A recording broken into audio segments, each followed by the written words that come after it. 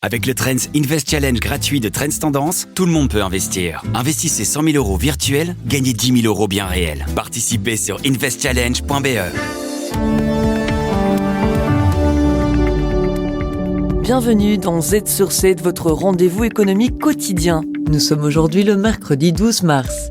Votre podcast aujourd'hui est écrit par Rémi Bernard et animé par Jean-Pascal Ledoux. Bonjour et merci d'avoir choisi Z sur 7 pour vous informer. À la une aujourd'hui, les géants de la tech subissent un important revers à Wall Street. Les chutes ont été tout à fait importantes. Ça a permis quelque part de remettre les compteurs à des niveaux beaucoup plus acceptables d'un point de vue valorisation. Le site de Caterpillar à Charleroi a peut-être enfin un repreneur. Vous allez l'entendre, plutôt surprenant. C'est entre guillemets plus facile de reconvertir une ligne d'assemblage de bulldozer en ligne d'assemblage de blindés. Dans la suite de cet épisode, nous reviendrons sur le tournant militaire historique en Europe, puis nous prendrons un peu de recul sur les marchés financiers en ce début d'année 2025. Z sur 7, c'est tout de suite.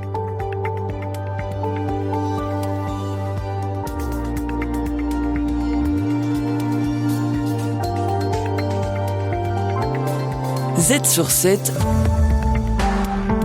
à la une. On débute cet épisode avec un coup d'œil du côté du pays noir. Charleroi pourrait devenir le site d'implantation de l'usine d'éléments de véhicules blindés de John Cockerill.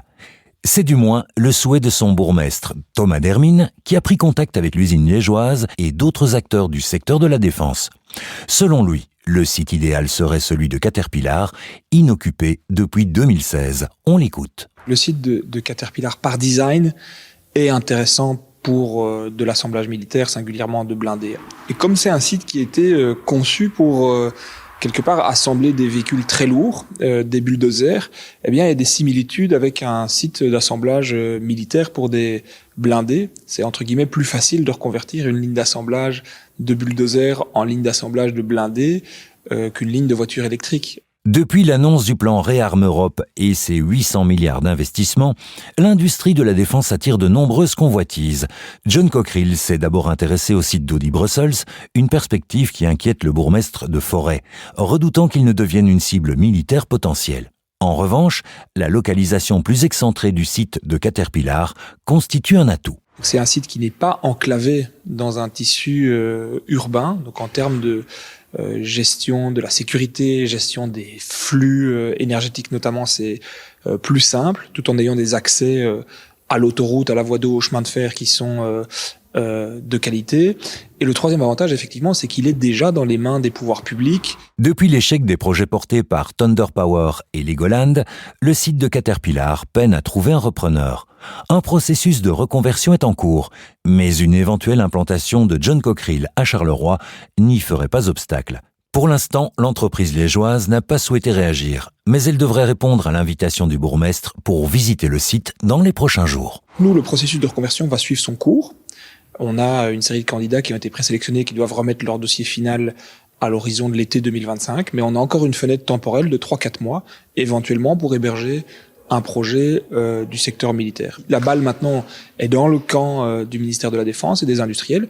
S'il y a un projet, tant mieux, et c'est très bien que Charleroi ait pu contribuer. S'il n'y a pas de projet, le processus de reconversion suivra son cours comme initialement anticipé. Z sur 7, à la une.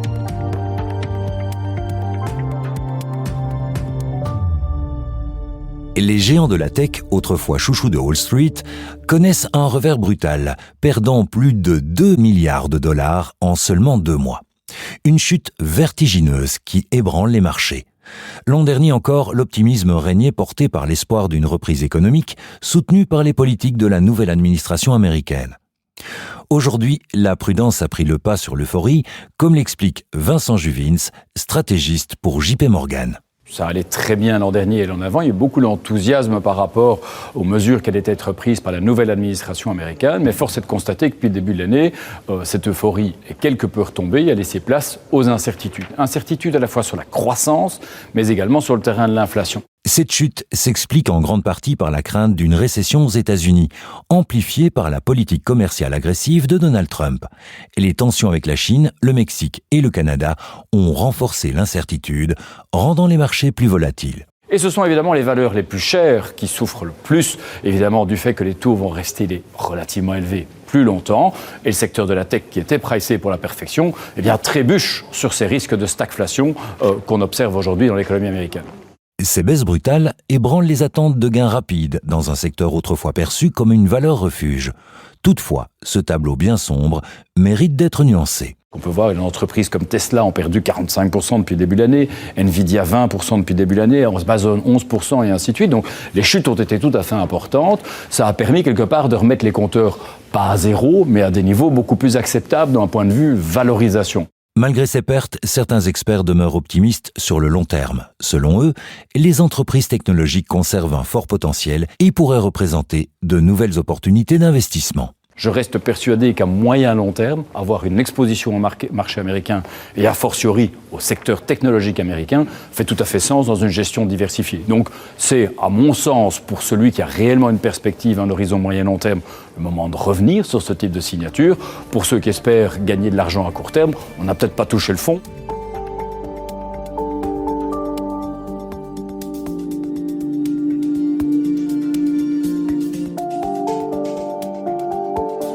Z sur 7 à la une. Moniz. Si vous bénéficiez de titres repas, ce nom vous dit certainement quelque chose. Fondé il y a 14 ans, Moniz s'est spécialisé dans la digitalisation des titres sociaux, tels que les chèques repas, les éco-chèques et les chèques sport et culture. Aujourd'hui, l'entreprise élargit son horizon en acquérant Offer, une start-up bruxelloise spécialisée dans l'optimisation des packages salariaux. Jean-Louis Vanoux, CEO de Moniz. Maintenant, avec la flexibilisation des différents bénéfices et des différents packages, en fait, les clients nous demandent d'aller un petit peu plus loin et d'aller s'occuper des plans cafétéria, des plans mobilité. Et nous avons vraiment décidé d'aller dans ce segment-là, certainement pour répondre à un besoin pressant des PME. Combien me coûtent mes chèques repas ? Faut-il opter pour une voiture de société ? Offer propose un logiciel de simulation permettant d'évaluer l'impact des avantages extralégaux aussi bien pour l'employé que pour l'employeur. Quentin Baudard, cofondateur de Offer. Le cœur de l'application, c'est la fonctionnalité de la simulation, donc de pouvoir, pour un employeur, calculer précisément le coût d'un package sur base des avantages qu'il a octroyés. Et la deuxième partie, c'est évidemment pour le travailleur ou le candidat, c'est qu'il puisse lui-même choisir certains avantages et de voir directement l'impact qu'il va avoir sur son salaire. Directement, je peux introduire un coût et je vois directement l'impact que ça a sur le coût total de ce package. Je vais ajouter des avantages au hasard des coûts, des chèques repas et directement je vois l'impact que ça a sur le coût salarial. En intégrant cette nouvelle solution à son offre, Moniz cible directement les PME, souvent limitées par le manque de temps ou de ressources pour proposer des avantages extralégaux personnalisés. Jean-Louis Vanoux, CEO de Moniz. Les grandes entreprises font appel à des consultants et elles ont toutes les personnes qui peuvent s'en occuper. Les PME n'ont pas en fait ces moyens. Et donc aujourd'hui, avec la solution qu'on apporte, ça permet de flexibiliser les paquets salariaux et donc d'attirer les talents. Car aujourd'hui, les talents ont envie de cette flexibilité. Au sein de Moniz, l'équipe d'Offer prévoit désormais de développer de nouvelles fonctionnalités, dont le benchmarking.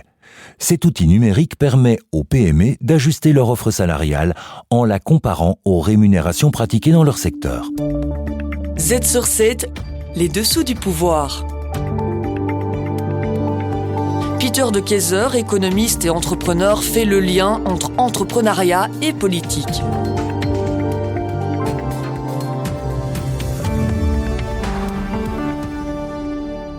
L'Europe vit un tournant historique en matière de défense. Sommet d'urgence à Bruxelles, plan d'investissement de 800 milliards et hausse des dépenses militaires belges. Pendant ce temps, les États-Unis suspendent leur aide à l'Ukraine et la Russie intensifie ses attaques. Quel enjeu pour l'Europe et la Belgique ? Analyse des impacts sécuritaires et économiques avec Peter de Keyser. Première question. Que s'est-il passé en Europe sur le front de la défense au cours des 7 derniers jours ?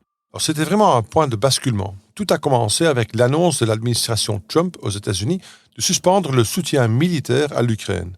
C'était le 3 mars et cela a provoqué une onde de choc en Europe. 2 jours plus tard, le 6 mars, la Russie a lancé une grande attaque aérienne sur l'Ukraine avec des missiles de croisière et des missiles balistiques. Cela a vraiment fait ressortir l'urgence. L'Europe ne pouvait plus attendre les États-Unis et a convoqué un sommet d'urgence à Bruxelles. Les dirigeants de l'Union européenne ont lancé un plan ambitieux réarmer l'Europe. Il prévoit des dépenses de 800 milliards d'euros pour la défense. C'est énorme. Le plan prévoit un prêt de 150 milliards d'euros pour l'achat conjoint d'armes et un assouplissement des règles budgétaires afin que les pays puissent emprunter 600 milliards d'euros supplémentaires sans attirer les foudres de Bruxelles. Deuxième question. Mais pourquoi cette précipitation maintenant ? Alors c'est une réponse à deux choses. L'aggravation de la guerre en Ukraine et l'incertitude concernant les États-Unis. Trump a laissé entendre qu'il ne défendrait pas automatiquement les alliés de l'OTAN s'ils ne dépensent pas assez. Cela oblige l'Europe à prendre ses responsabilités. L'Allemagne, par exemple, souhaite même modifier sa constitution pour exempter les dépenses de défense des limites budgétaires. Elle prévoit un fonds de défense représentant environ 10% de son PIB. Après des années de croissance faible et de discipline budgétaire, il pourrait bien s'agir d'un tournant pour l'économie allemande. Troisième question. Rapprochons-nous un peu de notre pays. Qu'est-ce que cela signifie pour la Belgique ? Alors la Belgique, elle est soumise à une forte pression pour atteindre enfin l'objectif de 2% du PIB fixé par l'OTAN. Nous en sommes actuellement à 1,3%, ce qui nous place parmi les pays les moins performants de l'OTAN. La semaine dernière, une accélération a été annoncée. Nous avons annoncé une augmentation de 4 milliards d'euros afin d'atteindre les 2% d'ici cette année, soit 4 ans avant la date prévue. C'est historique pour un pays qui est habituellement prudent en matière de dépenses militaires, surtout si l'on considère la difficulté de négociation budgétaire lors de la formation du gouvernement. Quatrième question. Mais dans le même temps, la Belgique a déjà une dette nationale élevée. Comment allons-nous payer ? Telle est la grande question. Grâce à la nouvelle flexibilité de l'Union européenne, nous pouvons emprunter davantage sans encourir de sanctions immédiates. Ces 4 milliards d'euros représentent à peu près 0,7% du PIB. La Belgique espère également bénéficier du prêt européen de 150 milliards d'euros pour des projets communs. Si des entreprises belges remportent des contrats de défense, cela pourrait être bénéfique pour l'économie. Mais franchement, notre capacité de production est limitée aujourd'hui, donc nous devrons probablement importer beaucoup de choses. Quoi qu'il en soit, il s'agit d'une initiative importante. En tant que pays hôte des sièges de l'OTAN et de l'Union européenne, la Belgique reprend du poids. Nos dépenses de défense insuffisantes n'étaient plus justifiables et les autres États membres nous en tenaient de plus en plus rigueur. Nous n'avions pas une très bonne réputation. Aujourd'hui, nous allons pouvoir améliorer quelque peu cette réputation. Cinquième question. 800 milliards d'euros, c'est un montant énorme, mais l'Europe reste très dépendante des États-Unis en matière de technologie de défense et d'armement. Quels sont les points d'achoppement si l'on veut vraiment dépenser cet argent ? Oui, l'Europe a un problème. Notre industrie de la défense n'est pas prête à faire face à une telle ampleur. Nous appuyons fortement sur les systèmes américains, pensez aux F-35, aux missiles Patriot, etc. Et les plans Rearm Europe visent à changer cela. Mais notre capacité de production est aujourd'hui limitée. Ça signifie qu'une grande partie de l'argent risque de toute façon d'aller aux États-Unis ou d'autres pays pour des livraisons rapides, ce qui met à mal l'ensemble des efforts déployés en faveur de la souveraineté européenne. Et puis, il y a l'interopérabilité. Nos armées sont tellement attachées aux normes de l'OTAN qu'il faut du temps pour passer d'une norme à l'autre. C'est un cercle vicieux. Si nous investissons maintenant dans notre propre industrie, il faudra des années pour que cela porte ses fruits, mais si nous attendons, nous restons vulnérables. C'est une course contre la montre, d'autant plus que la Russie ne fait pas de pause. Sixième et dernière question. Ces règles budgétaires assouplies et le maintien de montants hors budget comme l'Allemagne veut le faire, cela semble pratique, mais quels en sont les risques ? Alors ça, c'est une question brûlante. L'idée de maintenir les dépenses de défense en dehors du budget normal, c'est-à-dire de ne pas les prendre en compte dans les règles européennes en matière de dette et déficit, donne au pays une marge de manœuvre pour investir sans couper directement dans d'autres domaines, tels que les soins de santé ou l'éducation. Mais pour des pays comme la Belgique, dont la dette est déjà élevée, cela peut devenir une échelle mobile. Une fois que l'on commence à faire des exceptions, où se situe la limite ? Vous pouvez garder les choses hors budget autant que vous voulez, la dette augmentera de toute façon et les marchés financiers en tiendront compte. À court terme, il est utile d'agir vite, mais à long terme, cela peut éroder la discipline budgétaire. Nous voyons déjà que les marchés peuvent devenir nerveux à propos de la dette européenne. Alors l'Europe est à la croisée des chemins. Ces mesures montrent que nous prenons notre sécurité au sérieux, mais c'est un pari financier et géopolitique. Si elle réussit, l'Europe deviendra beaucoup plus forte. Mais en cas d'échec, les tensions avec la Russie, ainsi que nos propres budgets, pourraient nous nuire gravement. Les meilleurs experts boursiers vous proposent des analyses des marchés internationaux, des conseils avisés et les dernières tendances économiques. Z sur 7, expert boursier. Accompagné de l'expert boursier Olivier Colsoul d'AG Insurance, nous évaluons l'évolution des taux d'intérêt et des marchés obligataires depuis le début de l'année. Et le moins que l'on puisse dire, c'est que les prévisions ont été largement déjouées. Le scénario de base, en fait, consistait à penser que les taux américains pouvaient connaître une tendance à la hausse pour cause de politique économique potentiellement réflationniste ou inflationniste de la part de la nouvelle administration Trump, et un biais plutôt baissier en Europe, justement à cause potentiellement du relèvement des droits de douane qui aura un impact négatif sur la croissance et aussi sur fond, je dirais, de politique monétaire moins restrictive de la part de la Banque centrale européenne. Ce serait donc l'inverse qui s'est produit. Eh bien, en fait, ce qu'on a eu, c'est qu'on a un petit peu un monde à l'envers, puisque d'un côté, on a eu grâce, ou je dirais à cause, de la politique et de la géopolitique imposée par Donald Trump, on a eu un sursaut au niveau européen et allemand en matière de dépenses militaires, un sursaut quand même assez important et même surprenant par son ampleur, puisque on parle de 800 milliards au niveau européen, mais l'Allemagne va encore dépenser plus sur une plus longue période, et pas uniquement dans la défense, mais aussi dans les infrastructures. De l'autre côté, on a, des nouvelles au niveau des États-Unis qui sont quand même un petit peu moins réjouissantes, puisque la confiance des consommateurs se détériore, celle des entreprises aussi, à cause des agissements du locataire de la Maison-Blanche. On évoque aussi même une possible récession aux États-Unis, mais récession qui serait sans doute technique et probablement induite par le fait que les importations ont fortement augmenté en amont du relèvement des droits de douane. Mais bref, la machine économique américaine semble un petit peu ralentir. On imagine que les taux et les marchés obligataires ont accusé le coup. Pour le taux américain à 10 ans, on est passé d'environ 4,57% en début d'année à 4,22, c'est-à-dire 35 points de base de moins. Et à l'inverse, le Bund allemand, lui, il a progressé. Il est passé de 2,36 à 2,90 aujourd'hui, donc c'est 54 points de base de plus. Donc on a vraiment deux mouvements complètement inversés et qui étaient tout à fait inattendus.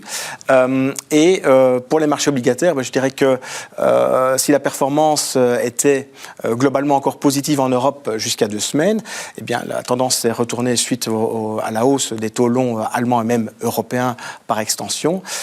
Quant aux marchés, je dirais, obligataires plus globaux qui englobent les États-Unis, eh bien là, la performance reste positive grâce à la détente des taux longs américains.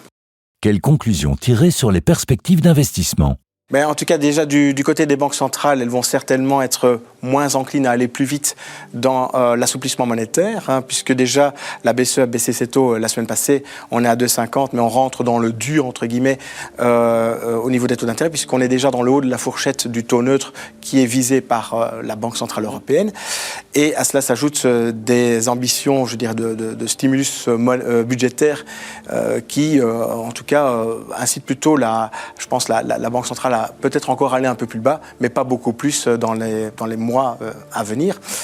Pareil aux États-Unis, où sans doute le trou d'air que l'on connaît au niveau de la croissance est sans doute passager, à moins que les choses ne s'aggravent. Concernant, je dirais, les marchés obligataires, bien le regain ou la remontée des taux d'intérêt longs, ça donne un peu plus de rendement à l'investisseur. Alors c'est vrai que la tendance est plutôt sans doute vers une stabilisation, voire un certain léger renchérissement des taux longs au niveau européen, plutôt qu'un effritement auquel on aurait pu s'attendre dans le contexte d'assouplissement monétaire.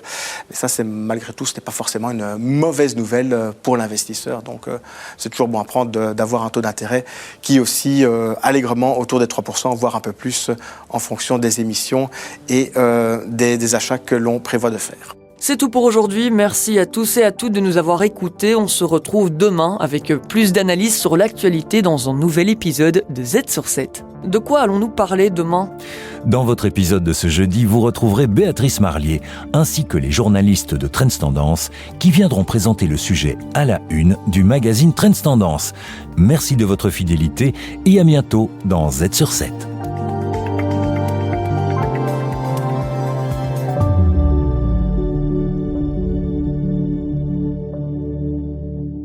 Salut, ici Warren Buffett et je vous invite à participer gratuitement au Trends Invest Challenge parce qu'avec Trends Tendance, plus rien ne vous retient d'investir.